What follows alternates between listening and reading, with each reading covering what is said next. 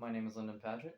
I am the representative of Mexico, and today I am here to discuss the current border crisis of 1846.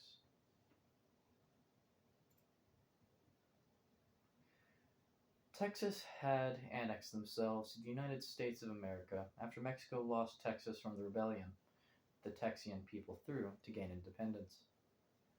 There were already well known spills of American immigrants migrating to Texas. When Texas gained its independence, it helped our nation form a buffer to keep the Comanche at bay. Texians became their own independent land March 2nd, 1836, and then became the 28th state of the United States nearly a decade later, July 4th, 1845. Now that you have some background and understanding of the current situation, let's discuss borders.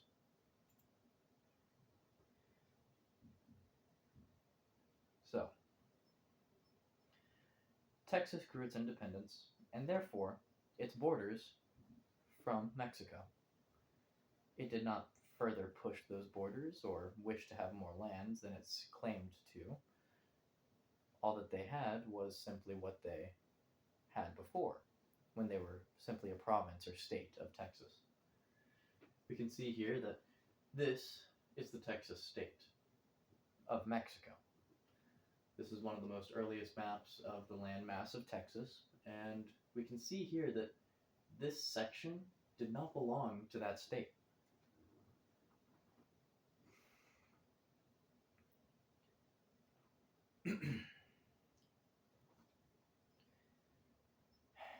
This means that the Mexican government should have the right to decide the appropriate border shared between the United States and Mexico.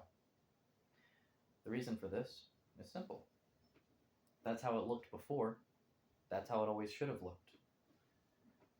But it doesn't stay that way, does it?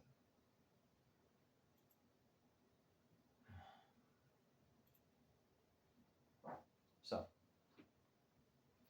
this next map further illustrates why the Nueces Strip does not belong to Texas, but rather belongs to Mexico. The Nueces Strip used to be the border for the state of Texas, whenever it was a state of Mexico.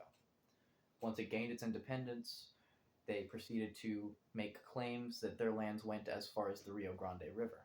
Claims that the Mexican government never agreed to.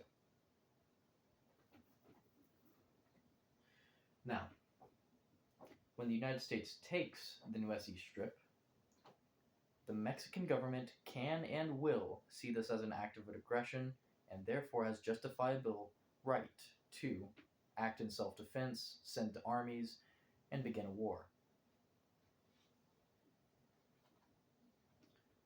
Now, dear United States, if you wish to go to war with us, we are more than happy to show our might under our great general Antonio Lopez de Santa Anna. But considering how these lands we are more familiar with than you are, we highly doubt that you will win.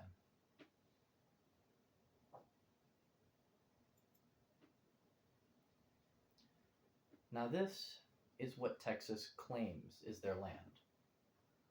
All of this strip. It's completely inaccurate. Looks nothing like the maps that we, the Mexicans, drew for the states of Texas whenever they were our states. Therefore, the Texan people have no right to be drawing these borders into our territory. And whenever the Texan state became a state of the United States and no longer its own independent country, they had even less of a right to take this land. Because now the problem is no longer with Texas, but the United States and Mexico.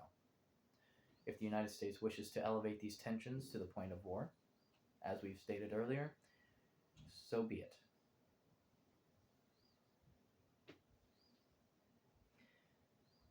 And that said, the Nueces Strip between the Nueces River and the Rio Grande River, majority of the people that live there are Native Americans in the first place. We genuinely have no right to be waging war over a land that shouldn't even be ours. course, that said, both of our governments still have taken plenty of land from these Native Americans, the ones who were here so long ago. I digress. This final map lays out what the United States claims to falsely belong to them.